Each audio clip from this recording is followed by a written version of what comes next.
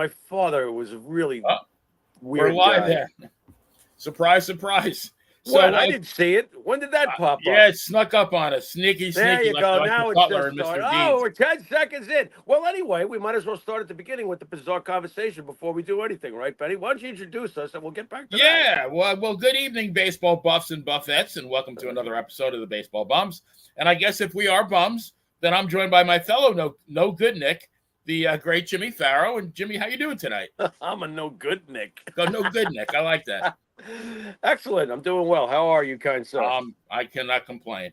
So very good. Last week we started this 4-part series on who should and shouldn't be in the Hall of Fame. We did the battery last week, the pitchers and the catchers. Tonight we're going to talk about the infielders. And I got to say, Jimmy, we came up with a list. We started a few days ago, and even as of an hour ago, we're still adding to the list. Yep. And now I know you, like Pedro Morales, are always ready for any kind of action, Vince, right? So we're ready to tackle this long but very epic list. Should I clap my hands like Pedro? Yeah. I'm ready for any kind of action, Vince. Any kind of action. Well, real quick, though, so the fans know what the heck. Betty, if I can, fast. I know we got, we'll be constraining tonight with all the guys we got to go over. But what the audience at home walked in on is my telling of my father, how I first discovered baseball. I'm 6 years old on the driveway. I'm playing on a driveway. My father says, come in, the World Series is on. I didn't know what that was. And I saw the two teams lined up. It was the Mets and the A's in 73. And being in the New York area, I said, oh, we're rooting for the Mets? And my father said, no, we're rooting for the other team, the team in green. I said, who the hell are they? He goes, that's the Oakland A's. I'm like, why are we not rooting for the New York team? We live in this area. There's this team called the Yankees I grew up walking distance to, but we'll get to that later. So that was and my father was very strange, too. He did not root for the Mets. I think that's where the folks at home walked in on. He was a very bizarre guy. He did not like the Mets. They were the competition. All competition must be annihilated. That's how my father was with sports. Funny you say that, though, because our first episode, we talked about the days when there were 3 teams in New York back in the 50s. So I wonder if the Dodgers were in the World Series against the Yankees, were Giants fans rooting for the Dodgers or the Yankees? That's a great question. The Giant fans and the Dodger fans don't exactly get along historically now, do they? No, never have, never will. So maybe they want the Yankees to win too. Right. I mean, if I had to choose, if the Yankees play the Giants, if the Dodgers and Giants are playing, I'm always rooting for the Giants. I think most Yankee fans are probably partial to the Giants because there's less bad blood or less one-on-one history with them. Well, and I did not realize till I did the research for that first episode, they were literally a mile from each other. Polo Grounds and Yankee Stadium. I had no idea they were that close. Yep. You could hit it with a BB gun. Yeah. Mantle could probably pull one out of Yankee Stadium, hit the wall of the Polo Grounds. Yeah, without roids too. Imagine that. Yeah, exactly. So we'll start with the first baseman, and we'll talk about the modern guy, the contemporary guys first. Paul Goldschmidt of the St. Louis Cardinals, ex of the Arizona Diamondbacks, 7-time All-Star, 6 Silver Sluggers, MVP, 4 Gold Gloves, and his MVP was only 2 years ago, 2022. 351 homers, 1155 ribbies, and then career 290 batting average. He's 36 now. Right. Kind of on the decline. He's faltering. Yeah. He's declining. I feel like if he eclipses 400 home runs for his career and keeps the average if he can, which I doubt, needs to stay above 290. Right now, he's borderline. That's a really, really, really, really good player, right? Agreed? Yeah, one of the best. Yeah, I mean, had some solid seasons, obviously. Right now, I'd say the jury is still out. I'm thinking as the voters would probably do, which is really the wrong way to think. I think that he's done enough, but he's going to probably have to accumulate some more. Clearing 400 home runs would probably be the clincher for me, if I'm being picky about it. So he's very close, but I won't say that I'm putting him in right now. I would agree. He is on the cusp. I mean, if he can have I think he's, like I said, he's 36. He could have another, 1 or 2 good seasons. Right. He gets to like 410, 415 home runs. I'm ready to put him at that point. If he leaves with a 285 career average, all those home runs, ribbies, MVP, no World Series, but Right. He's very close, Benny. Well, very, very close. To be now, determined. the next guy I think is not really close. Freddie Freeman of the Dodgers, ex of the Braves, 7-time All-Star, 3 Silver Sluggers, MVP, Gold Glove, got a World Series. Yep. He's at 334 and 1201. Yeah. Career 301 batting average. Now he's been in the top 10 of the MVP voting 6 consecutive seasons. And I mean, I'm still working on it. And I think this year will be number 7. Hall of Famer. Absolutely Hall of Famer. And currently hitting 301. Not exactly regressing much, if you want to know the truth. Right. He's still mashing. Great leader. Where he goes, he's on winning teams. Agreed. He's a great player. Yeah, and I think he's going to add. Being on the Dodgers with Ohtani and Mookie Betts and all those guys, I think great team. Yeah, he might add to his World Series collection there.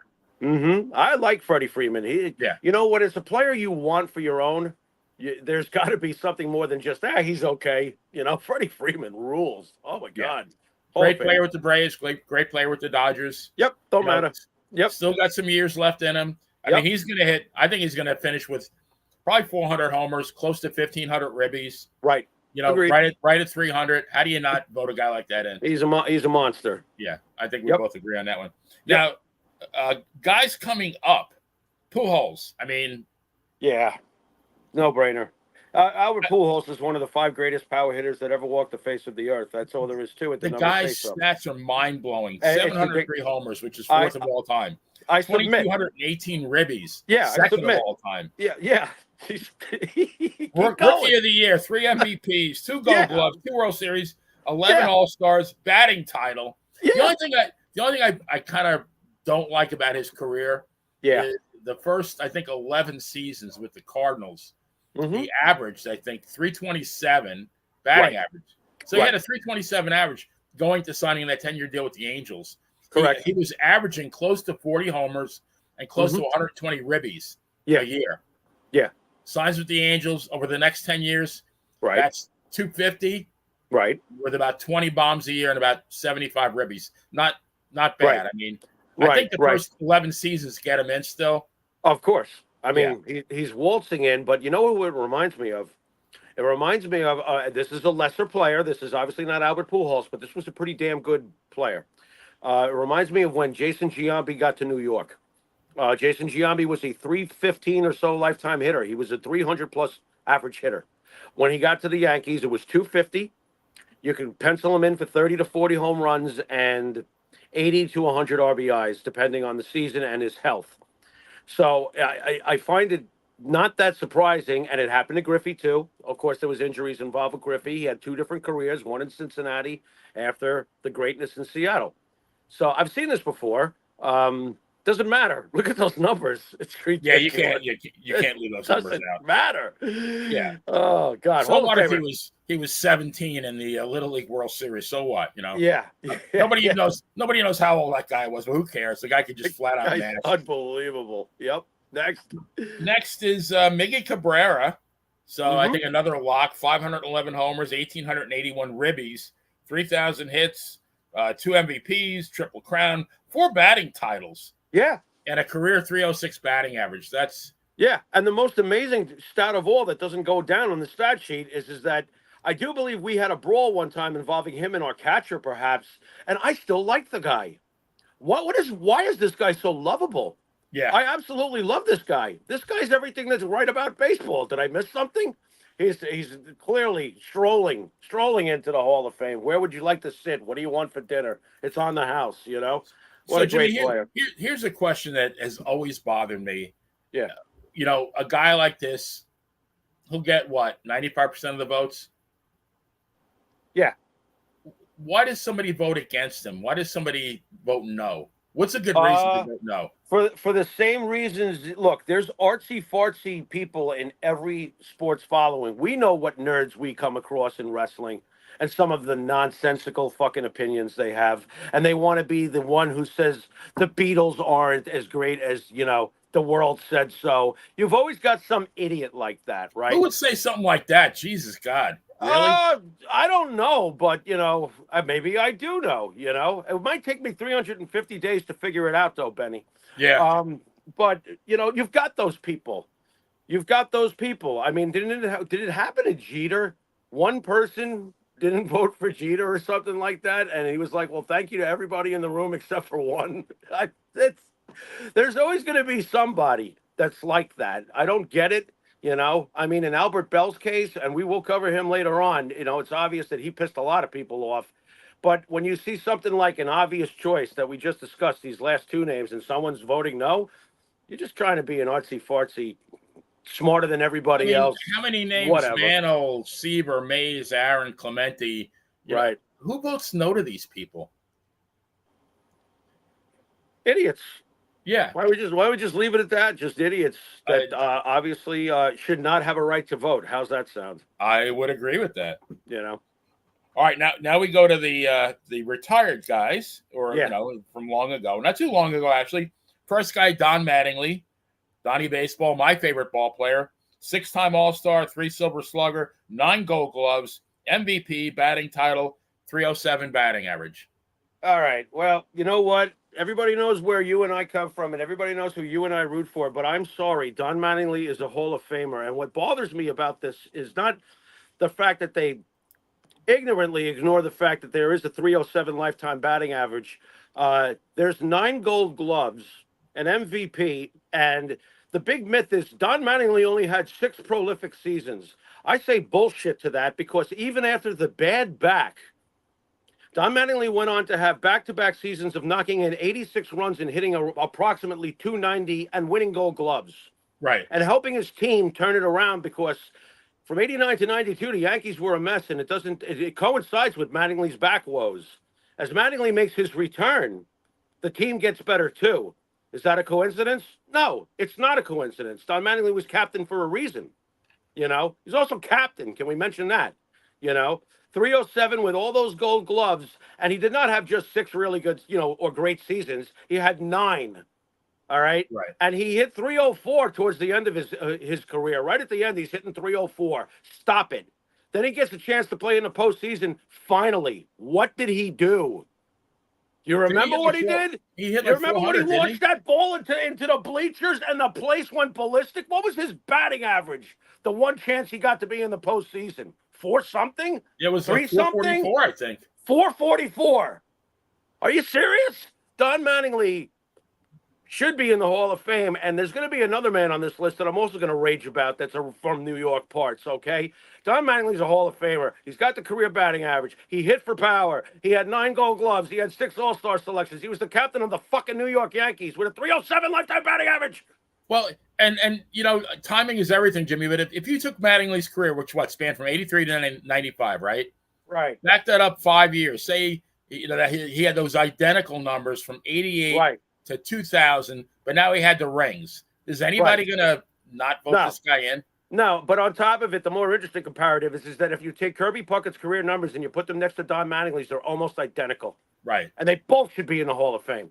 That's my point. Kirby Puckett, I love. Kirby Puckett's a Hall of Famer. But Donnie's numbers were right there with Kirby's all-time statistics. So, no, I don't know what this is. It's probably just another case of, well, there's too many Yankees in the Hall of Fame. Well, fuck that ideology. A lot of Yankee hate. Yeah. So maybe this is the guy you were just talking about, Keith Hernandez. Yep. 5-time All-Star, 2 Silver Sluggers, MVP, 2 World Series, 11 Gold Gloves, a batting title, and a career 296 batting average. What are we doing here? All Met fans, embrace us for a few minutes. What are we doing here? This is probably the greatest defensive first baseman that ever played the position. All right? You want a clutch hit, Benny? You want a really good, smart at bat with bat control for a high average with a clutch postseason experience? I do. I want that guy. I want Keith Hernandez. Mattingly and Hernandez, to me, was always a toss-up. Donnie had more power. There's no doubt about that. Donnie in his prime hit for more power. But you are picking between King Kong and Godzilla of their generation of first basemen. You don't get to overlook that. You don't get to just look past that. I don't know what the hell the writers are thinking or what they were thinking, that the fact that Don Mattingly and Keith Hernandez, 2 of the greats at their position all the time, and definitely 2 of the greats of their generation, are not in. They have the numbers to back. One's got the 307 career batting average. The other one's knocking on the door at 296. 11 Gold Gloves. 11! Gold gloves. There's 20 gold gloves between Don Mattingly and Keith Hernandez. Right. And we're having this discussion. That's insulting to those two guys that we're having this discussion. Agreed? Oh, absolutely. You're preaching to the choir and by the way, big time enough to cross over into culture, right? Don Mattingly on The Simpsons. And Keith Hernandez on Seinfeld, right? Right. Oh, yeah. What are we talking here? All right. These guys were a huge part of baseball history. They were studs of their time. Put them in.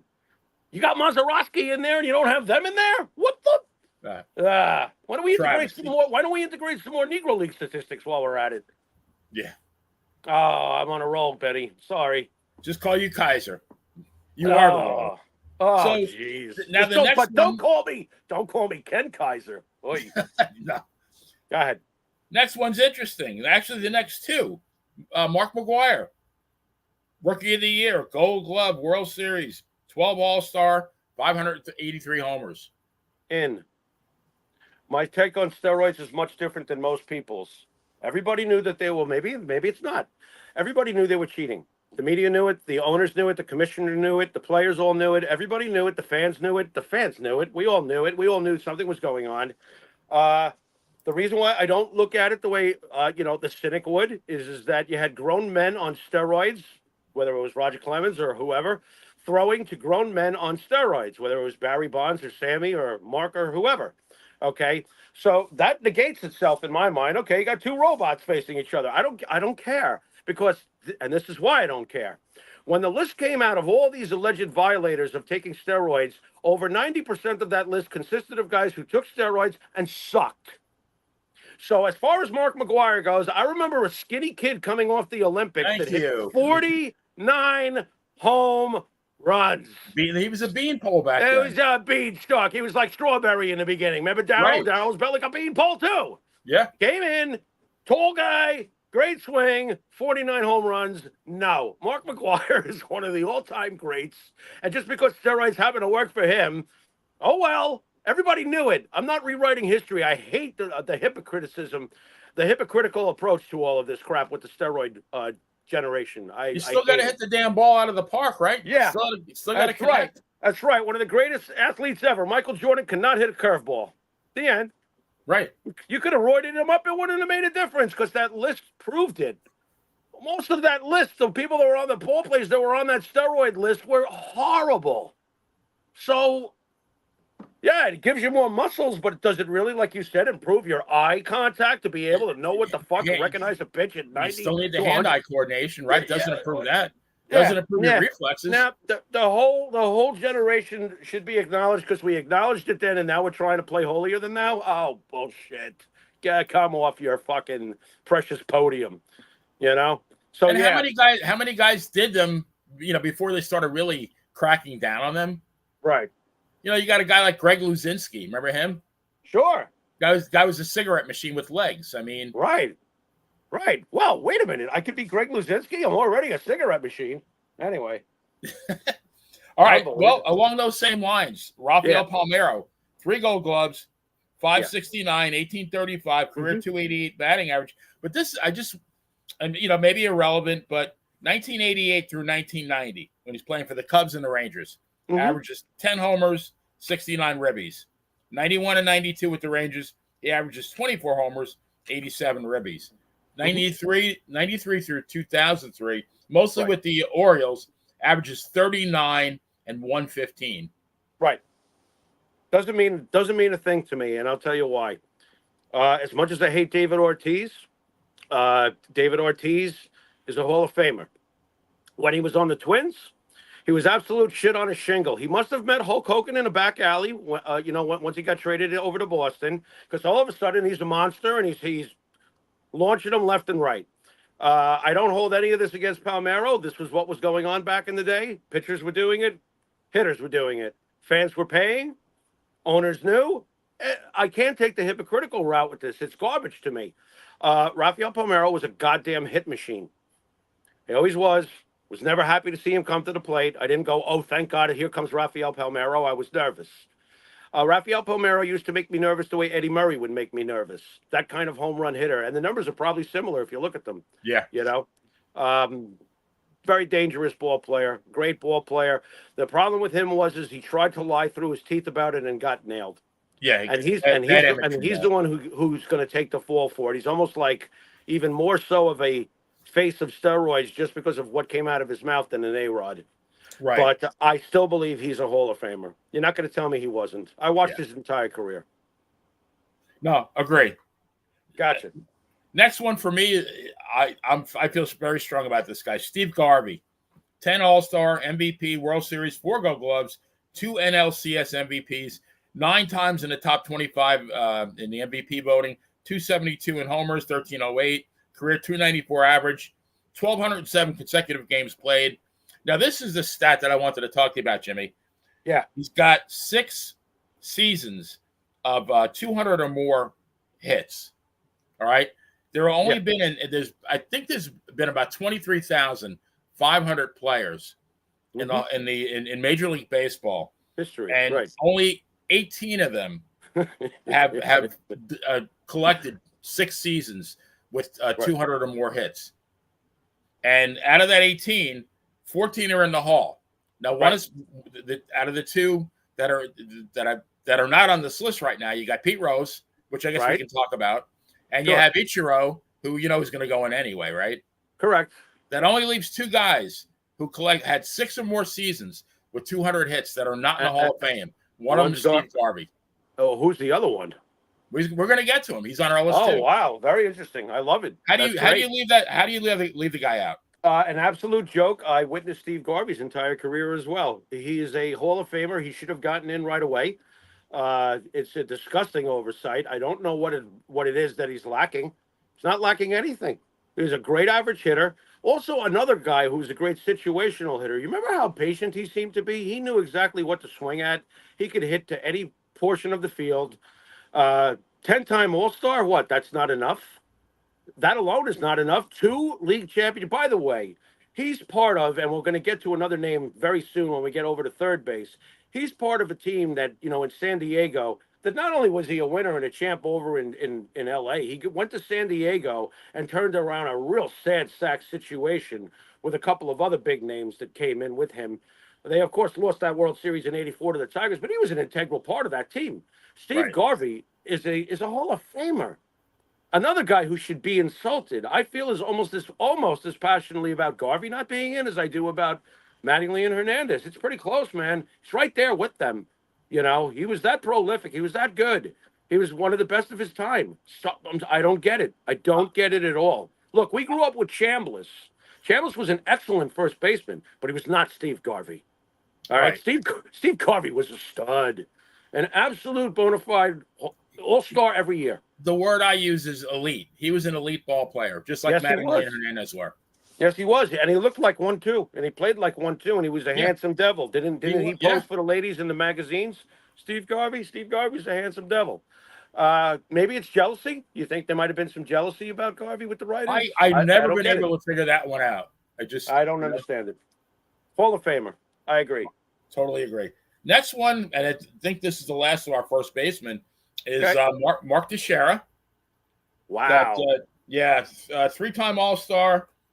He's got 3 Silver Sluggers, World Series, 5 Gold Gloves. Now he's got 409 homers and 1,298 ribbies, 6 top 20 MVP seasons, and he's got 9 seasons of 30-plus home runs, and he's got 8 seasons of 100-plus ribbies. Very consistent. What's the lifetime batting average for Tex? I think Tex is like 288. No way. Is it really that high? Let me check. Hang on. Double check, because I think his average, I'm sorry, guys, we're going on the fly sometimes, but we want to get the information nailed. I'm pretty sure his average, maybe it was with the Yankees that his average went down. He had an insane run with the Rangers with batting averages. So I'm just curious as to what his lifetime batting average equates to. He's very close. Maybe not that high. Hang on 1 second. Yeah, he's very close. No, I'm sorry, 268. Yeah, you were right. I knew it. I knew the batting average was in the 260s. I didn't want to say for sure. Wow. Yeah, 268. But I mean, guy's a masher. Wow. You know something? I'm going to go with yes. That's a tough one. That was one I really struggled with. I'm going to go with yes because, batting averages, I don't, the way that the players today, their batting averages are an absolute embarrassment. 268 probably puts you second or third on the team nowadays, it feels like. Am I wrong about that? Very No, few it's going to teams get you have millions and millions of dollars. Yeah, yeah. I know this much. Texiera was a absolute stud when it came to hitting the ball. Oh my God, what a beast he was! Obviously, he had a bunch of Gold Gloves, so he was great at first base. But I also remember when he came to the Yankees, we were champions. We needed him. He was huge for us to get us there. I remember he struggled in the postseason. I do remember that, but he was one of the biggest reasons we got there in the first place. He was part of that confident turnaround when you were bringing in CC Sabathia, when you were bringing in Mark Teixeira, when you were bringing in Johnny Damon. The team had an aura of confidence, and Teixeira proved what a great Yankee he was. Remember, towards the end, he gave the Mets fits in his final year. He was almost fist fighting them by himself, starting crap on the field. Teixeira, I'm going to say, yeah, he had enough run production and he did enough in the field with the Gold Gloves. 409 career home runs, 8 seasons, you said, of 100 or more RBIs. 80, 9 of 30 plus home runs. That's what more do you want from the guy? He's got a ring 6 too. times top 20 MVP. Yeah, and, yeah. I think he did enough. I think and with him, he got out at a relatively young age, 36. I mean, he could have put, he might have tried to compile for 3 more years.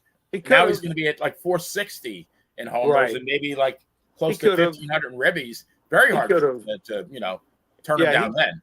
He could have. Don't forget, Jim Rice wasn't a 500 home run guy. I have a lot of respect for what Teixeira did during his career. Yeah, I think he did enough.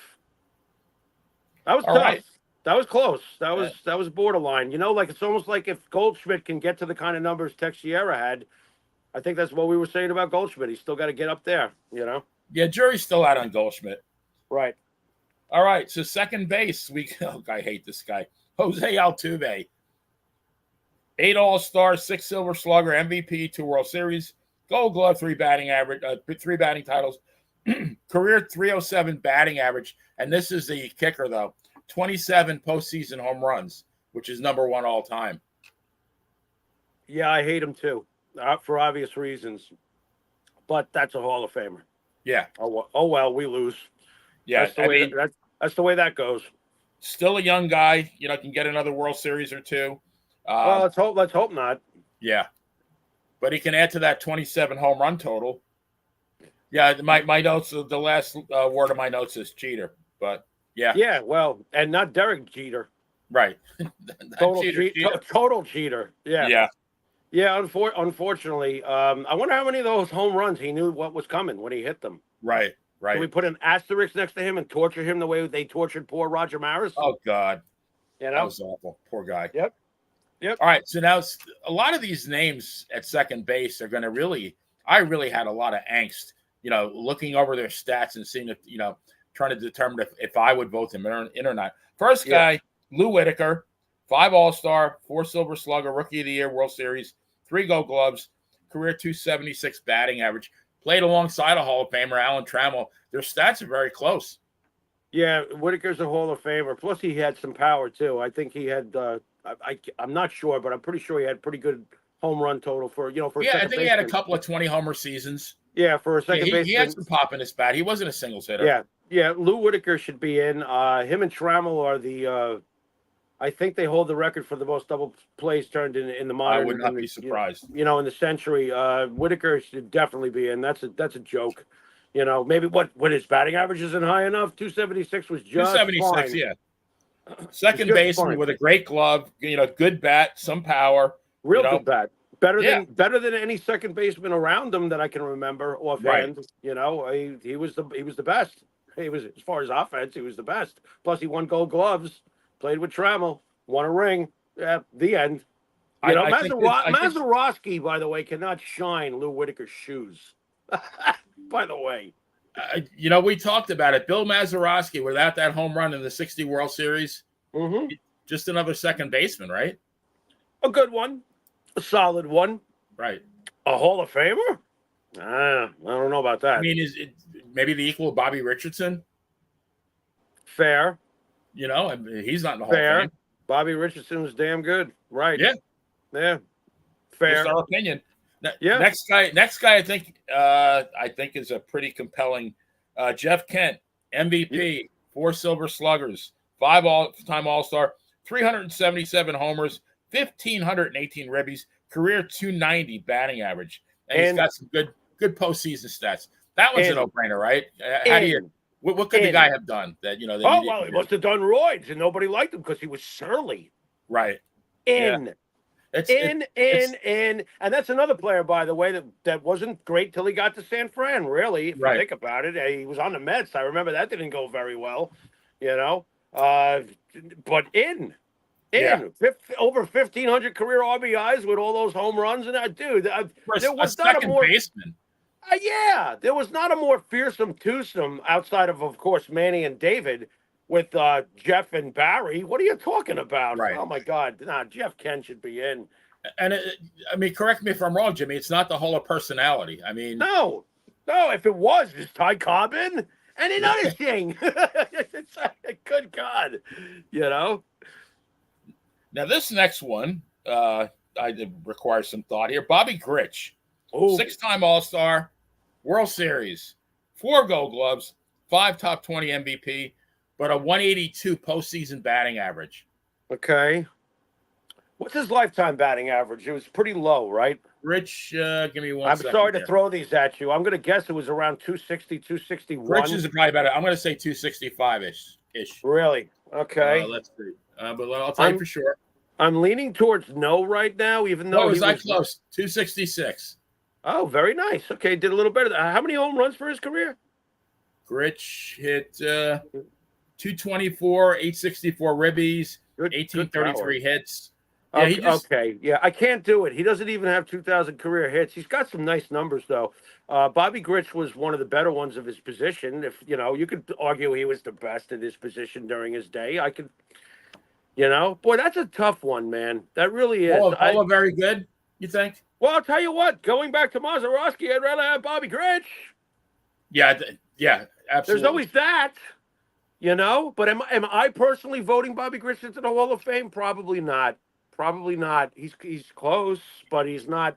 Look, if he had given me like a 276 average, maybe. It's funny, those finite things that are the fine line between what gets it done and what doesn't. Or if he had like a dozen Gold Gloves, maybe, with a 270 batting average. Really good. I think is the problem with us is that when they make decisions like putting Harold Baines or Mazeroski, it lowers the bar, and it's Well, okay, all right. Real quick, let's get this out of the way real quick. I got to say this much though, in response to what you just said. While it's true that Mazeroski and Raines are argumentative guys, right? Mazeroski is no Harold Baines. Harold Baines had over 1,600 career RBIs. So, but I understand the premise what you're getting at, but Baines to me is not. That's an insult to Baines. How's that sound? I'm just saying. Guys that most people don't think should be in the Hall. I agree with you. That's why I said that to start off. Yeah. But the comparison between Mazeroski and Baines is insulting. Baines was very good over a very prolonged period of time. Yeah. Baines we're going to get to later. We'll save what we really think about that when we get to outfielders in a couple of next episode. All right. So Bobby Grich, I'm going to go with no. I'm going no. Very, very good, though. Very, very good. I think same with this next guy. Frank White, longtime second baseman for the Royals, 5 All-Stars, Silver Slugger. He got the World Series, 8 Gold Gloves, but a career 255 batting average. Wow. 8 Gold Gloves. 5-time All-Star. Got a ring, too? Jimmy, he's Mazeroski without the home run. Wow. I think Maz was like 260. So all right, I'm gonna go with no because he's a little better than Bobby though. I would rather have Frank White than Bobby Grich if I was asked to pick the two. Don't forget how much we watched Frank White, the great and very underrated after all these years rivalry of the late 70s between the Yankees and the Royals, fighting for the American League Championship from 76 through 78. Correct? That was a hell of a team, those Kansas City Royals. My God. Frank White's a little bit better than Grich, but I'm not doing it. The average is too low, and the other body of work around it is not enormous enough. Oddly enough, if he had won like 10 Gold Gloves, that might have pushed me. Yeah. It's close, but I'm going to say no. Ooh, that hurts. Yeah. Average is too low. The next guy is our guy, Willie Randolph, 6-time All-Star, World Series, career 276 batting average. No Gold Gloves, but I wonder if, was he the second best second baseman in the AL at that time? It just so happened that White won all the Gold Gloves. Well, if White wasn't winning them, Bobby was, correct? Yeah. A lot of competition. Willie wasn't the best second baseman of his time, but Willie was the most reliable. Willie never faltered or slumped badly. Willie was you could always pencil him in for 270 to 280. He was a light hitter. Let's not change history much. Yeah, no power. Little power. No power. He would get a good timely hit. He was great on the base pass, fast as hell. And excellent defensively. For the time period he played in, when you're surrounded by guys like that were winning all the Gold Gloves, oddly enough, I guess he was odd man out. He's a solid ball player. He's an all-time great Yankee, which I'm glad he got a plaque because he deserves one. For his career at second base, he holds most of the Yankee records at second base defensively because he just was involved for so long. He was our second baseman for 13 years? Yeah. Willie was an excellent ball player. But I'm gonna have to say no. I'd agree with you on that. Yeah. It hurts to say that too. Yeah, that's rough. We've had a bunch of no's here. Really good ball players too, but no, can't do it. I think we're going to come up with some really puzzlers here in the next third base. Now, the first guy I think is a no-brainer. Nolan Arenado, 8-time All-Star, 5 Silver Sluggers. He won 10 consecutive Gold Gloves, 332 homers, 1,096 ribbies, 285 batting average. He already has 6 top 9 MVPs. He's still relatively, I think he's 33. So he's going to hit the 400, 1,500 mark. Yep. Yeah, he's waltzing in. Yeah. I agree. That's a no-brainer. He could stop now. Manny Machado, next guy.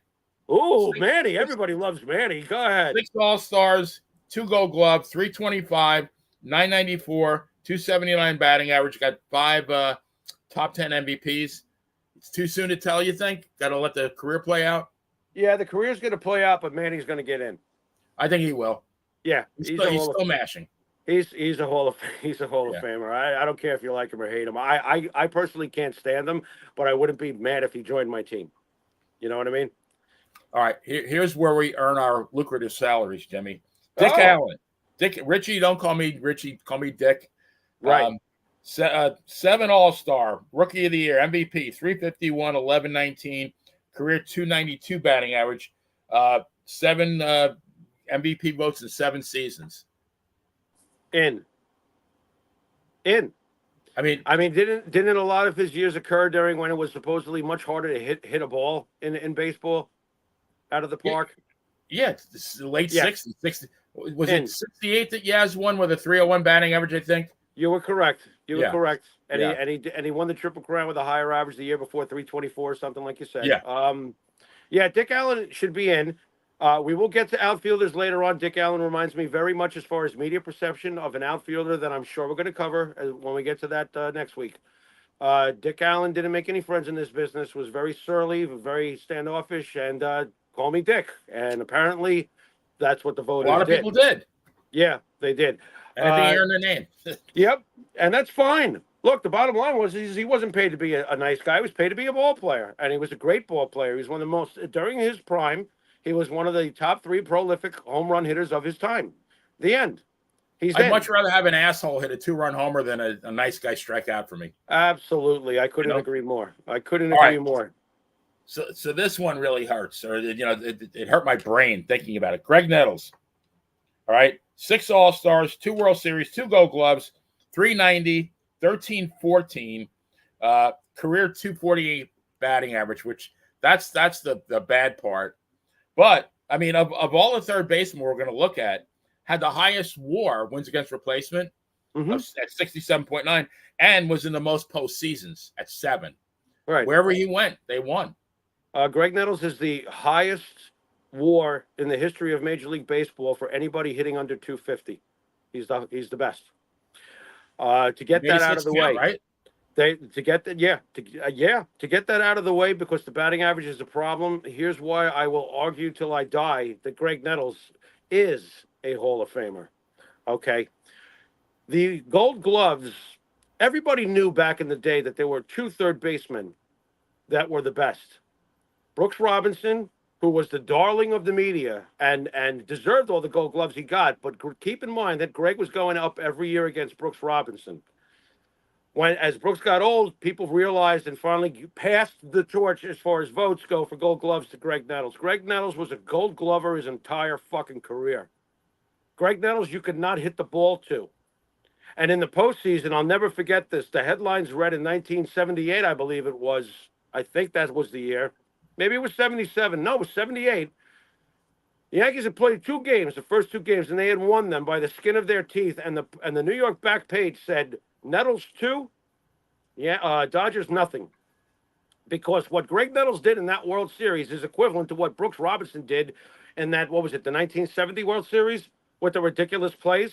Greg Nettles, like single-handedly, Guidry realized that Nettles was in such a zone that he pitched inside purposely to get them to hit it to Nettles.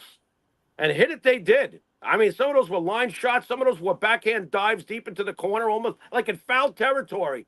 Backhanding a scorcher in foul territory that landed fair, went into foul. Greg pegs it and throws him out. What the hell's going on here? And when he retired, he was the all-time leading home run hitter for third baseman in the American League's history. And what are you supposed to?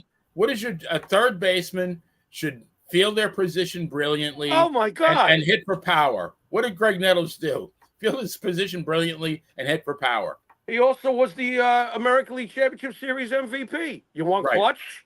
And if he didn't beat you with his bat, as Lasorda knew, he'd beat you with his glove. But somehow his teams seem to always making it to the postseason. Well, we're getting back to Garvey now, and thank you for reminding me of that, because Nettles was another one, along with Gossage, that went with Garvey over to San Diego, and boom, they're in the World Series. Well, you think that's got nothing to do with what kind of player and leader these guys were? Right. Greg Nettles was an absolute leader, and this is not really well known. Nettles was known as a badass. Don't fight Nettles, okay? Nettles, he's a dirty guy, man. He'll go right after you. But what I never really realized until reading up, because for this show, Nettles was a real comedian. Made everybody laugh in the locker room. They loved his sense of humor. He was very lovable to the other guys in the locker room, and I didn't realize that Greg Nettles was a jokester and a very clever one, apparently. They all loved his sense of humor. He kept the clubhouse light. And you know how hard it was to keep that clubhouse light. You got Billy, you got George, you got Reggie, you got Thurman, and Nettles was able to balance those 2 things beautifully. He was a badass, he was a leader, but he was also a funny guy. And I found that really interesting, that he had that kind of quality behind the scenes, that he could keep everybody sane with laughter. That's pretty key. But as far as the Hall of Fame goes, when you retire at your position, you're a multiple-time All-Star, you've got multiple Gold Gloves, and you're leading your league in the history of home runs at your position. I'm sorry your batting average is 248, but he did enough. He did enough. And there's other guys in the Hall of Fame that don't have great averages either. I don't want to hear it. Bill Mazeroski is a fucking bat flea compared to Greg Nettles. I don't want to hear this. The old argument was always George Brett or Greg Nettles after Brooks had retired. George Brett or Greg Nettles. George Brett or Greg Nettles. Well, if one's a shoo-in for the Hall of Fame and the other one's always in the conversation, how is Greg Nettles not equated as a Hall of Fame top-notch offensive and defensive first baseman champion and leader? The other day when what's his name, Gleyber Torres kind of loafed to first, I thought of 2 guys. I thought of Thurman Munson and Greg Nettles. Yep. If they were on the team now, what they would have said to that kid. Yep, it's over. I don't know if they would even have said anything. I think they would have did their talking, Yeah. With their fists. What do you say? Nettles should be in? I love Greg Nettles. If I had a vote, I'm voting the guy in. Okay. I'm voting the guy in. I know that average is really hard to get past. I understand that, but if he had hit 252, are we thinking the same way about this? And then when I saw the stat as far as WAR goes, he's the number 1 available candidate of anyone who hit under 250 in their career. He had the highest WAR of anybody in the history of the game. So it's not like, well, he hit 249, he hit 248. God, his WAR was ridiculous. Right. Stop it. As far as from a WAR perspective, the next guy, the closest was Ken Boyer. Right. 7 All-Stars, MVP, World Series, 5 Gold Gloves, 282 homers, 1141 ribbies, career 287 batting average. Played in only one postseason with the Cardinals in '64. Wow. One of the better third basemen of his time, for sure. Great, though. I mean, Hall of Fame great. Again, if I have a vote, I don't vote for him. I mean, it's close. I really got to think about it. Yeah, it's close. How many career hits did he have? Is it mentioned there? Boyer. You don't have to make yourself crazy over it. I'm curious, but I think those numbers are really, really good. I don't know if I don't know if I can do it though. I don't think I can. He's kind of just on the outside looking in. Real quick mention for Pete Rose, who I linked to third base. Pete Rose should be in. That's enough crap. The punishment should be over with. That's enough. I would like to. I mean, what is he, like 81, 82 years old now? Yeah, stop it already. Enough. Yeah, punished him long enough. He gets it. Even if he doesn't get it, put him in. I mean, mass murderers served less time than Pete Rose has. I mean, it just. Yeah. Put him in. I mean, I think that man has suffered like tremendously over the last 40 years. Don't you think?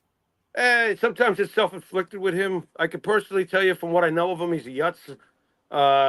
But sometimes he's his own worst enemy. He should have just tried to say the Derek Jeter thing a long time ago. Say something like, the way John Cena spoke at last night's post conference. Say something that'll get you out of your hot water. Pete's made it worse for himself over the years, but you know what? Enough's enough. He seems much more level-headed. Well, I don't even know if I could ever call Pete Rose level-headed, but enough time already. Stop it already. Especially the fact that Bud Selig judged him, I think, is a steaming pile of shit. So put Pete Rose in already. I mean, we've had this debate about wrestlers, like a guy like Ivan Koloff. He'll get in the Hall of Fame eventually, but one guy didn't live to see it. I want these guys to live to see it. Would be nice. Yeah, would be nice. I agree. Next is David Wright. This is a close one. 7 All-Stars, 2 Silver Sluggers, 2 Gold Gloves, career 296 batting average, and 6 top 25s. I think the guy was hurt too much. Yeah, he didn't. I think he has like 1,777 or something like that career hits. He didn't even get to 2,000. He got out very young at 32, I think. He had to. He got hurt. He was a great Met. He's a great player. He was a great leader. The Mets should retire his number if they haven't already. I don't think they have yet, but they should. Great ball player, but didn't accumulate enough and do enough to get in. Very, very, very, very good ball player, though. He's a what-ifer, right? He's like he is. Gino Hernandez or Magnum TA in wrestling. He was on pace. Stayed healthy? He was on pace. He was on pace for a Hall of Fame career, and then his body told him no. Like you said, definitely an all-time Met, but maybe just not a Hall of Famer. Right. All right, last position, shortstop. Moving along here. Wait, hold on a second. I didn't hear us talk about Ron Say. Oh, yeah. I'm sorry, and I wrote that in pen. Shame on me. Yeah, the Penguin, Ron Say, number 10, 6-time All-Star, World Series MVP. 316 homers, 1139, played in 5 postseasons, 53.7 WAR, which is pretty solid. Mm-hmm. Career batting average? He was about, let me see, I'm going to guess 264, but give me. Yeah, you're in the ballpark. It's low. Say, he's not in the 250s, I don't think. 261, close. Okay, I can't have it both ways, Benny. I can't. It wouldn't be the right thing to do. While Ron Say is not Greg Nettles defensively, did he get a Gold Glove, Ron Say? I do not think so. Let me double check. Okay, perhaps he never got one. No Gold Gloves. But with his power, he did eclipse the 300 home runs. He had tremendous power. He's a multiple-time All-Star. He's a World Series MVP. He was one of the greats of his position at his time. If your name wasn't Mike Schmidt, I would think it's safe to say you would want, if you're in the National League, you'd want Ron Cey. Am I mistaken if I say something like that? You know, Mike Schmidt, No, Ron Cey. You know, I think he accumulated enough, and I can't have it both ways. So I'm going to say that Ron Cey deserves to be in the Hall of Fame as a third baseman. And he's got how many All-Stars he got? 6 All-Stars, and he's got 5 consecutive top 25 MVP finishes. That's pretty damn good. And how many career home runs? He had over 300. 316. Yeah, 316. What? 316. 316. Very good. You know, a World Series MVP. You know, guess who he did that against? Yeah, us, right? In 81, was that? Yeah, Ron Cey, you know, I can't have it both ways. Ron Cey is a Hall of Famer, but we've been consistent about that Dodger team tonight, Benny. We feel that Steve Garvey's a Hall of Famer, too. Yeah.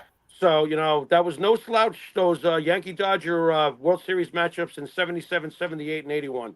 Those were great and games. we don't talk much about WAR, but 53.7 is very respectable. Absolutely. He was a problem, Ron Cey. He was a dangerous, lethal problem for a long time. Yeah.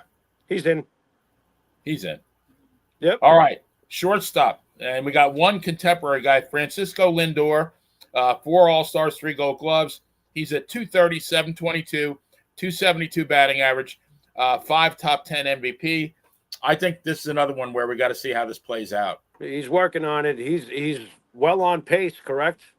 I think if he keeps going, I think he's a shoo-in. Well on pace. That's a great ball. That's a great ball player so far in his career.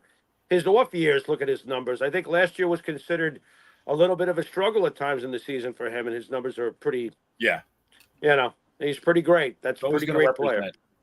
Yeah, he's on his way. Davey Concepcion of the Big Red Machine, 9 times All-Star, 2 World Series, 5 Gold Gloves, 267 batting average, 322 stolen bases, which I didn't know until I looked it up, and 297 postseason batting average. He hit for average when it counted. He's in. I thought he was the best shortstop when I was a kid growing up. We had Bucky. The Red Sox had Rick Burleson. The Dodgers had Bill Russell. And there was that guy. And I wanted that guy because I thought Concepcion was the best of them by far. And you know, early 70s, shortstop, what are they? They're supposed to, you know, field their position flawlessly and, you know, hit for, you know, anything they hit is a bonus. So this guy's hitting he was good. 7, plus he's stealing bases, and plus he's clutching the postseason. He was a good hitter. I considered him Bert Campaneris on steroids.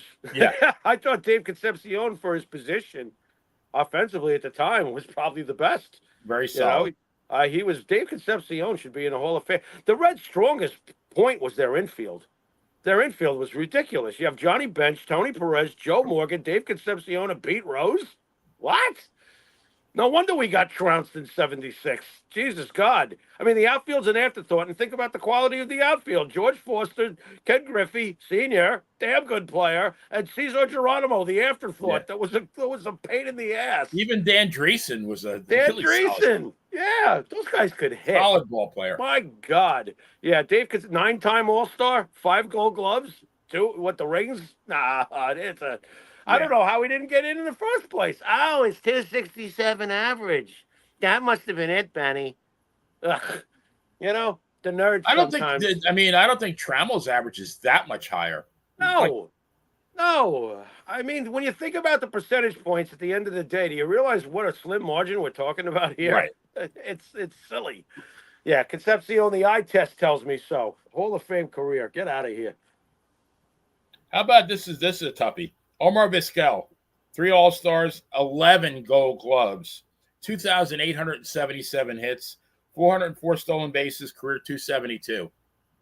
All right, I'll keep this real simple. If Harold Baines is in for compiling, then Omar Vizquel with 11 Gold Gloves and over 2,800 career hits is in almost for 3,000, is in for compiling. Everybody knows that he was the best at his position defensively. Everybody knows that, you know. But when you get almost 3,000 hits compiling, it becomes a Harold Baines situation. Look, if he had retired with all those Gold Gloves and 1,800 career hits with the 2.7 whatever batting average, I would say no. But that's an insane amount of hits over a very long period of time, and the 11 Gold Gloves. Yeah, throwing the 404 stolen bases to boot. I'm gonna say yeah, and it's weird. I wouldn't have probably said yeah 10 years ago. I've changed how I look at things, but they're changing how they're integrating and how they're looking at stats too. And baseball's changed. It's not the same sport anymore. No. An average hitter nowadays, I don't even know what passes for a good batting average. Average team batting averages are embarrassing. So, but my launch angle's good. Your what? My launch angle. Your velocity, right? Exactly. Yeah, my launch angle. Forget the fact that I hit 230 every year. I have a great launch angle. I can't. If somebody said launch angle when I was a kid, the only thing I would think of is, I don't know if you had them when you were a kid, but I used to blast off those Estes model rockets. Right. And you had to worry about the launch angle because you didn't want it to go through your neighbor's front window. Yeah, there you go. I think about launch. I think about the Far Out Space Nuts. You remember that stupid show? No, it was one of those Sid and Marty Krofft shows, and in the beginning, Gilligan was one of the guys on that show, the Far Out Space Nuts. And the intro, they're space guys. They get lost in outer space. They get lost because he told Gilligan lunch, not launch, and Gilligan hits the launch button. He goes, "I said lunch." So that's what I think of when I think of the word launch. Anyway, that was stupid, but hey, what are you gonna do? It's pretty funny. How about A-Rod? How about A-Rod? Let me read the stats. 14-time All-Star, 10 Silver Slugger, 3 MVPs, World Series, 2 Gold Gloves, a batting title, 3,115 hits, 696 home runs, 2,086 ribbies, 295 batting average, 329 stolen bases. Is that all? That's it. Yeah. What else did you do? It must have been the roids, because there's no way he had any talent before those. Oh, God, please. He's a Hall of Famer. I stay consistent with this nonsense hypocrisy. Yes, he's a douche. Yes, he handled everything completely wrong. Yeah, he's a slime ball, all this other stuff. What he was one of the greatest players I've ever seen. He absolutely was. Before Aaron Judge, A-Rod gave me the most amazing season I've ever seen. One of his 2 MVP seasons with the 54 home runs and whatever amount of RBIs. I had not seen anything like that in my lifetime. The closest thing was Reggie. As far as regular season production, I was like, this guy's insane. Oh, my God. A-Rod was the source of one of my greatest experiences at a ballpark ever was at Target Field when I was living in Minneapolis. And the Yankees came in town. So my best friend, Paul from Iowa, he came down. My son, Dan, we all went, wore our Yankee shit, getting heckled by the Twins fans, especially when the Twins came out to an early lead. Right. Up comes A-Rod. Boom. That's number one. Right. They got a little bit more quiet. I think the second one went farther than the first one, put the Yankees out in the lead.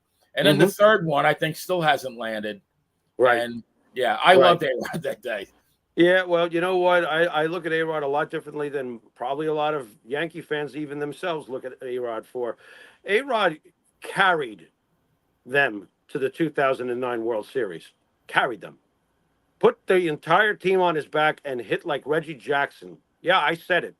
For the whole run up to the World Series. And this is my favorite part. And then he cooled off in the World Series with 6 RBIs and a home run in a 6-game series. He cooled off. That's cooling off. That's cooling off. Okay. A-Rod is an all-time great Yankee. I don't give a fuck what you think about him. It doesn't matter to me at all. He's one of the all-time great Yankees. And if Brian Cashman wasn't such a egomaniac douchebag and even bigger egomaniac than A-Rod, yes, I said it. Okay. A-Rod's number would be already resting in Monument Park. Okay. He played in an age of cheaters that were run by cheaters and written about by people who knew everybody was cheating and are now trying to cheat them, becoming cheaters themselves, the writers. Okay?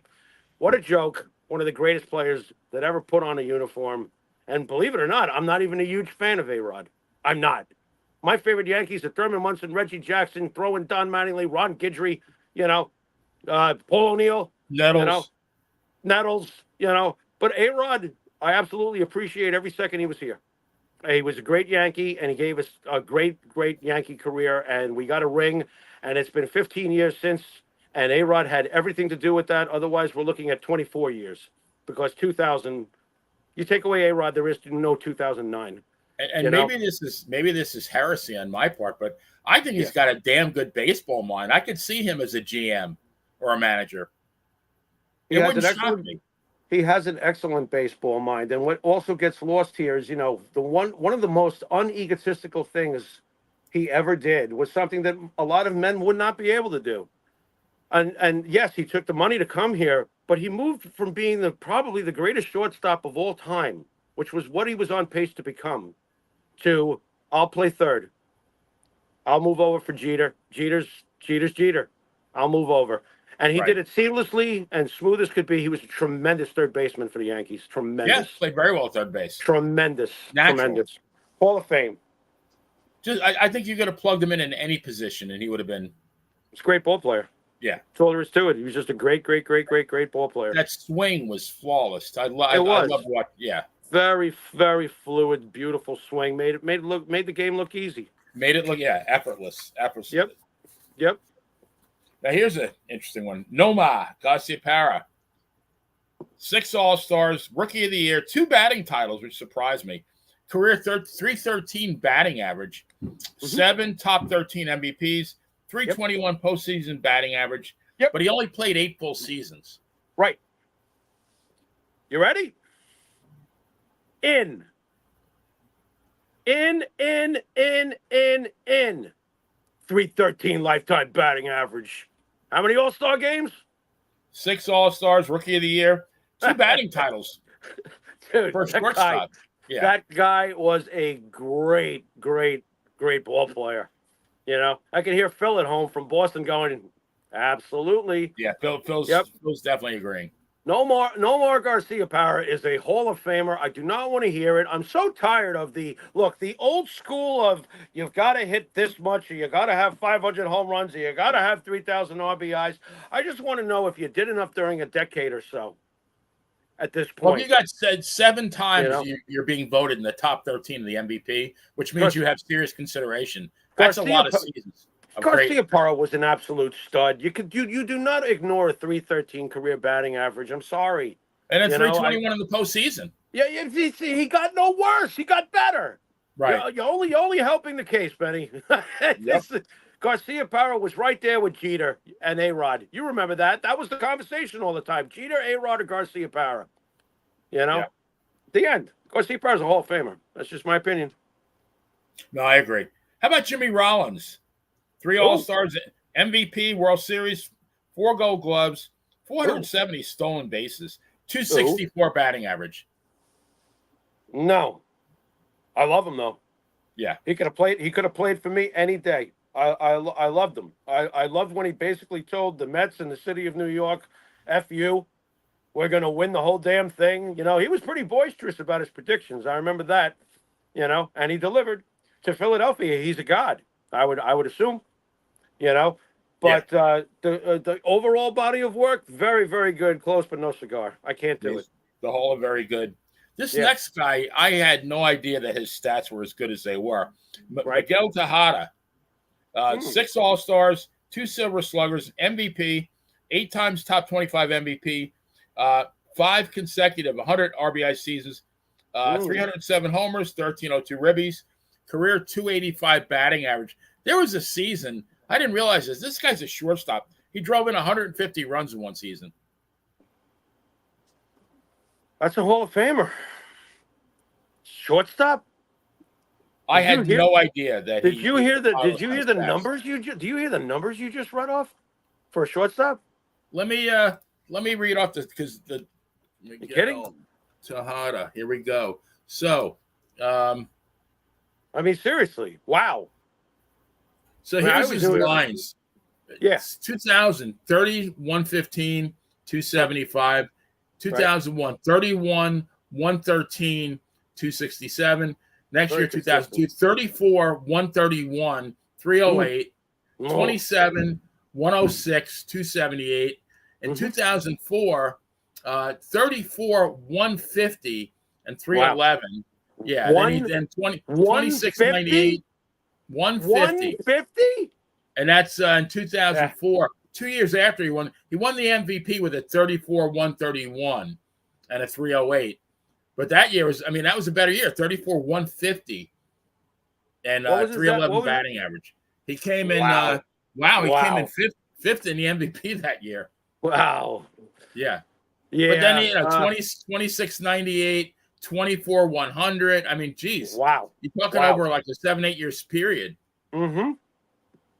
Yeah, he's 150 in. RBI, and he played every game every year. He's in. He's in. Why is he not in? I would not have even put him on the list had it not been. I read an article on MLB.com where they listed guys by position, and they said, honorable mention, and they mentioned Miguel Tejada. And of course, I remember the guy, but I thought, well, let me just look up his stats just for the hell of it. And when I saw it, it's like, holy shit. Yeah, that's a holy shit. Benny, real quick, I wanted to backtrack quickly. One last point about Nettles, because I remembered it just now. In the history of baseball, there have only been 6 times in the history of baseball has a third baseman had over 400 putouts in a season. Only 6 times in the history of the game. 4 of the 6 seasons are by 2 guys, 2 apiece, Brooks Robinson and Greg Nettles. Wow. Just thought I'd throw that in, too. Just to throw that in for extra measure about how a 248 batting average should not stop all those other things that Greg Nettles did when he walked away as the all-time leading home run hitter in American League history with rings and gold gloves and everything else he did. So basically, I just wanted to get that in because that was something key that I had read earlier, and I thought to myself, what are we talking here? If it wasn't Bench, Fisk, and Munson, it was Robinson and Nettles, and then there was Robinson, Nettles, and Brett. I mean, you can't toss around the greatest of the great and not have them all equally acknowledged. Acknowledge him. And Nettles is he's in that conversation. He's got to be. Yeah, it's disgusting. I don't know what's going on with the Yankees over the years, but something happened. Obviously, it is disgusting that Greg Nettles has not had his number retired next to Roger Maris's as number 9 for his 11 amazing legendary years as the Yankee third baseman, where he blazed a Hall of Fame type career.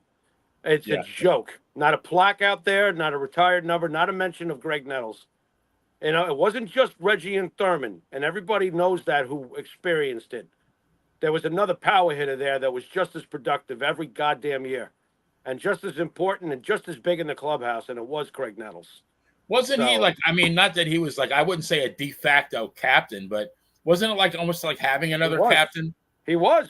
He was one of the major leaders in that. If it wasn't Munson, it was Nettles that was leading that clubhouse. That's a fact. That's a fact. They all deferred to Munson and Nettles. Yeah. That guy came to play every single day. All right, the last guy on the list, I think, and this is somebody that you gave me that I would not have thought of, was Michael Young.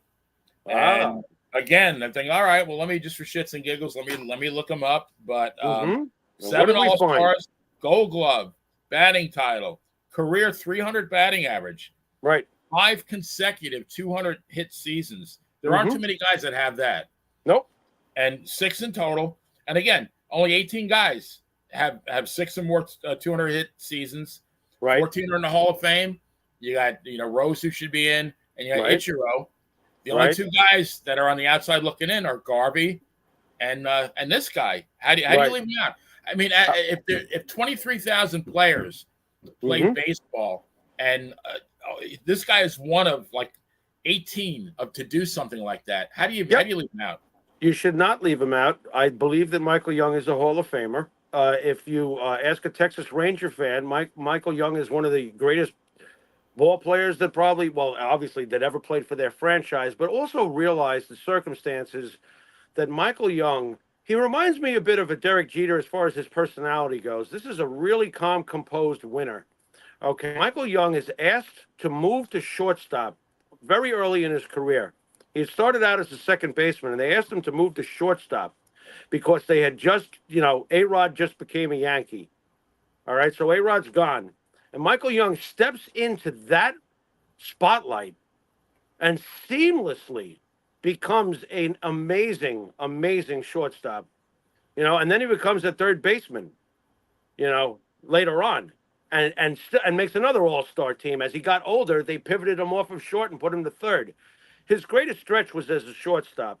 Michael Young, when he had done that string of 200 hit seasons, the only people in the modern era that had pulled that off were basically, at the time, they lumped that particular run in with two guys, Wade Boggs and Ichiro Suzuki, what he pulled off in that short span.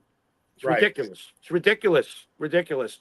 Michael Young is everything, unlike David Wright, who got cut shorter with injuries. He was doing everything that a David Wright was doing, but got to do it a little bit longer, managed to retire with 300 and eclipse 2,000 hits. I think he did enough. And, when I see batting averages today and I see the kind of career Michael Young had at that position, Michael Young, whose number's already retired in Texas, deserves to be in the Hall of Fame. It's not an popular opinion. I don't even know if it is an opinion, because Michael Young was so under the radar for his career. I was just going to say, you talk about a guy, totally flying under the radar. It's him. We're going to get to somebody next week that I'm probably going to mention Michael Young on, one of the outfielders that should be in the Hall of Fame. That's not, that I expect to be on the list for the next episode. All right. Michael Young fell into that kind of bracket, unfortunately, where he flew under the radar, but he did enough. That's a Hall of Famer in my book. So, and I think we talked about this, but I do not remember. They get, it's 5 years after they retire, they're eligible for voting. Right. And I don't know, how many years can they be voted for? Maybe somebody in the chat room might know that. They have to get a certain percentage of votes for the next 15. They're on the ballot for 15 years. 15, if they manage to, I don't think you can ever get less than 5%. I could be wrong about that. You can drop off it, but you're eligible to stay on it for a 15-year period. Once you're off of that ballot, then you wind up, unless you don't make 5% your first time out, then you're dropped immediately. And I believe Michael Young, how insulting is this, was dropped immediately. In his first year of eligibility, I don't think he even got 5% of the vote with a 300 career batting average and everything that he accomplished. He didn't even get a second look. Writers are complete fucking idiots sometimes. Remember the movie Fast Times at Ridgemont High? Sure. When Mr. Hand hands back the test papers, what does he tell his students? What was that? What are you people, on dope? I mean, I think, like, are these writers on dope? Like, how do you, I don't know. 200. I mean, do they not do the analysis that we just did? What did that take us? It took me. You know what the problem is that they want a larger body of work, failing to recognize that the athletes who played the kind of careers that the original blueprint for a Hall of Famer were built upon don't exist anymore. They don't. You don't have guys going out there playing 154. Though in those days they were. They'd play every goddamn game. They weren't taking seasons off. They weren't taking months and weeks off at a stretch. Of course, if they were the top ball players every year, they'd have 41, 20 because they were out there. They were playing. They were playing for their World Series money, right, Benny? Yogi, a lot of times Yogi's World Series check was more than he made in the season. Right. So, how many ball players have we seen come across the pike that go 20 straight years like Hank Aaron? It doesn't exist anymore. So that's why when we look at a lot of the players, even starting in the 70s, that it was already starting to die, where you had guys out there every single day, no matter what. Plenty of guys were starting to get hurt. And then free agency kicked in, and the rest is history. I remember one year Winfield, as great as he was sturdy. 8 straight years, boom, he's gone for a whole year. I'm like, what the hell happened? What'd you do, fall off a cliff and break both legs? Right. You know what I mean? Meanwhile, in real life, he was fighting with George. I feels a twinge, perhaps. I don't know. Right. But the measuring stick has to change as the game changes over the years. That's all there is to it. I can't hold Greg Nettles to have a Pie Trainer batting average. It's a different period. It's a different time. Were you the best at what you did during your time? I think that's factoring into a lot of why we're saying yes or no to some of these names. Nettles was one of the best of his time at his position, and his time was a long time. It wasn't 2 years. As a Yankee fan, do you want anybody else at third base? I didn't. No, not if I'm trying to win Game 7 and I want my best defense out there. Please don't ask me if I'm picking him or A-Rod, though. Now we're going to have a problem. Yeah. You understand what I'm saying? I'm like, oh my God, what am I going to make A-Rod sit on the bench? It's fucking A-Rod, you know? But defensively, yeah, of course. Nettles is the guy I want out there. That's for shit sure. And the ball's not going through his legs. Sorry, No. Bill. Nope. Yeah, really. Yeah. Did we cover Bill Buckner? Wait a minute. Oh no. Oh, Wait a minute. Bill Buckner. Oh, well, all right, real quick. He should be Bill in. Buckner. Hang on. Let's see what Bill Buckner did. Did you signal to Headmaster Mikey that we're getting ready to go off the air? I gave him the 5-minute warning. I got you. Like 5 minutes ago. Okay. All right.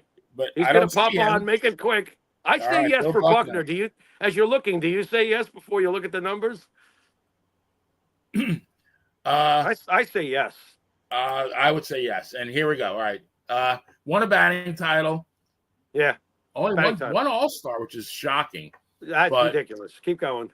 Yeah. He's got 2,715 hits, 1,208 ribbies. 1,208 ribbies. What's his average lifetime? Lifetime average 289. It's pretty good. And he's got 5 top 25 MVP finishes. Right. Postseason. Let's see. Yeah, not so good in the postseason. Only 2. How many home runs did he hit in his career? Home runs. He wasn't a home run hitter. Let's see. I know. 174. 170. All right, I'm going to say no. Very close, though. I'm going to go with no. Yeah, he got to 100 ribbies 3 times. Yeah, no, never great. He should have been a 4 or 5-time All-Star, to be very honest. I'm very surprised that he was just a 1-time All-Star. I'm going to say no. I'm going to calm down. I'm going to say no. But what a great ball player, though. He really was. Well, I mean, he hit, let's see, 1980, hit 324. Right. Not an All-Star. 78, 323, not an All-Star. Wow. Something's off here. Yeah. Garvey was getting all the nods. Yeah, 74. He hit 314, not an All-Star. Yeah. Ah, boy. So, geez.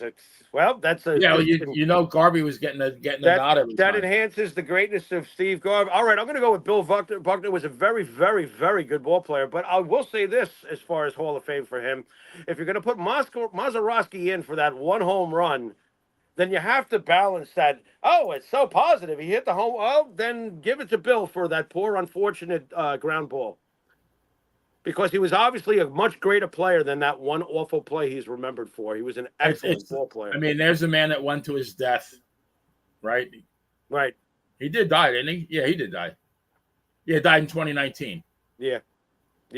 Well, at least they got it right, and he returned to Boston and raised the flag and was treated as a returning hero because he was a hero. He was an excellent baseball player. He deserved. He was a damn good ball player. That's really on that jackass manager. Was that McNamara? Who was the manager for the Red Sox in '86? I think it was McNamara. Yeah. What a jackass, man! He really managed them right out of that whole thing.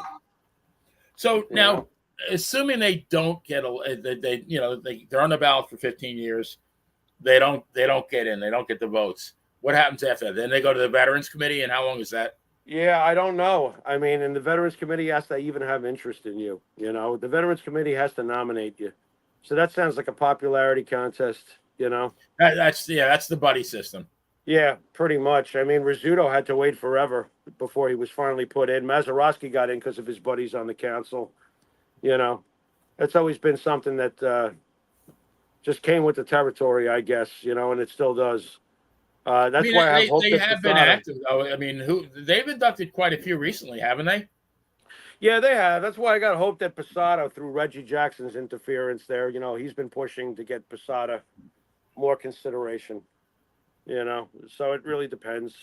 I'd like to see. Well, we're going to talk about Bernie next week, right? But right. Yeah, we talked about Posada. Pettit. Munson, Mattingly, Teixeira. I mean, there's a lot of Nettles, a lot of guys. Yeah. A lot of guys that that arguably could go in. Yeah. Well, I'm sure we're going to probably have Matsui on the list next week for outfielders because if you're counting Negro League stats, then you're counting the over 500 professional career home runs of Hideki Matsui. Well, I mean, if you use the logic that because Japanese ball players were not allowed in the United States until 1964. Right.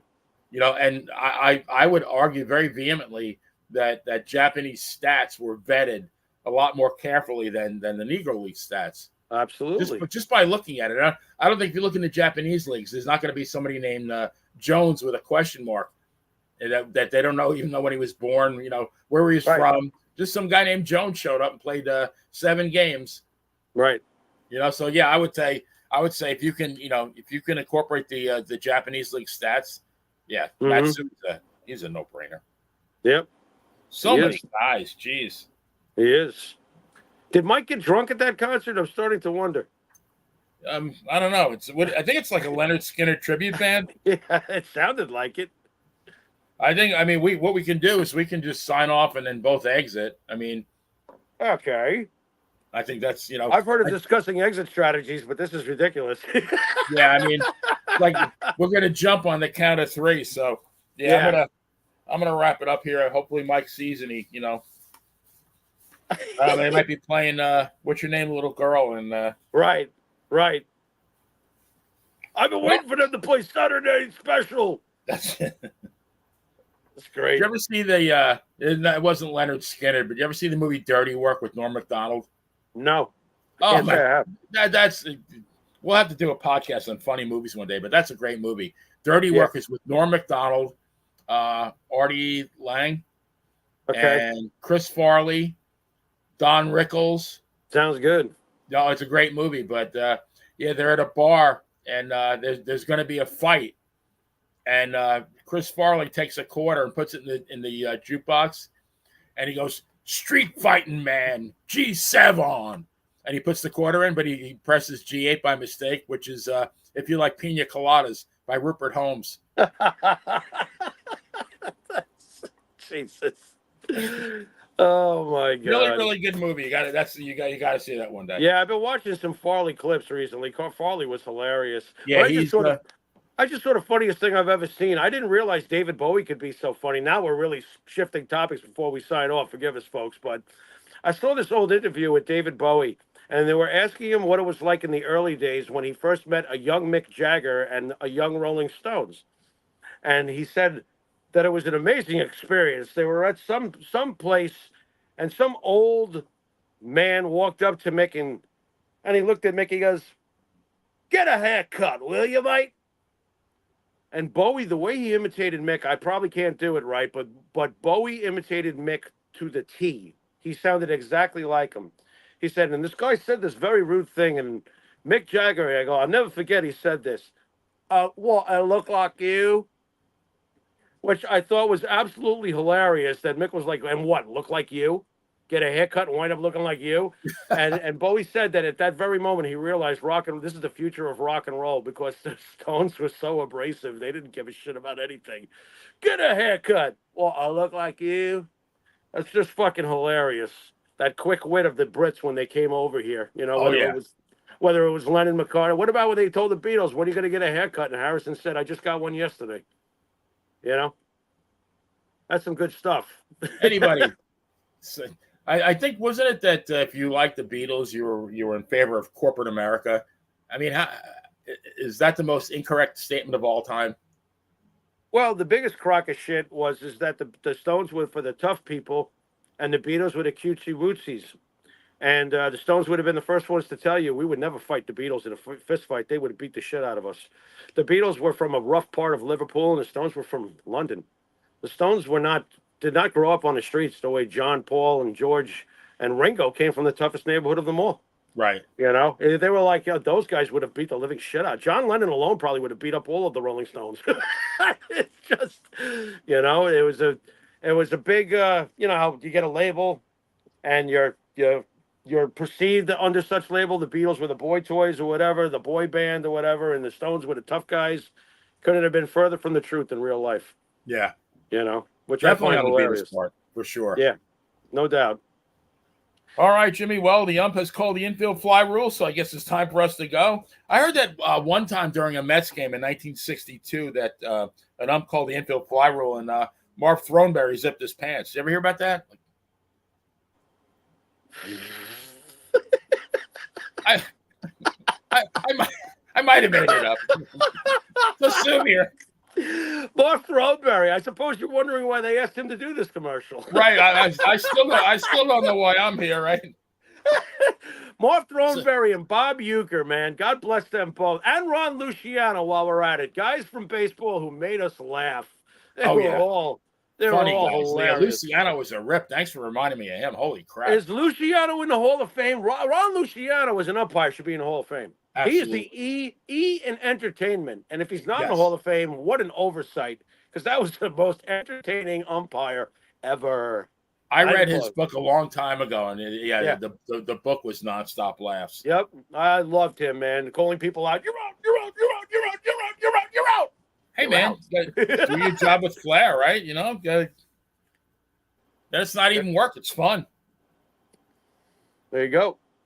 So great show tonight, Benny. We covered the gamut. We got outfielders going on next time around. In 62 it was Throneberry, in 86 it was Strawberry, and lately for the Mets it's been kind of Dingleberry, right? yeah, kind of. Although if Stanton doesn't come back, the Bronx is starting to smell like Dingleberry. Oh yeah. We'll pray for that. So for the great Jimmy Pharaoh, this is the Playa telling you that if you're at the ballpark with your girlfriend and she kisses you between the strikes, please make sure that you kiss her between the balls. And we're out. Wow. Later.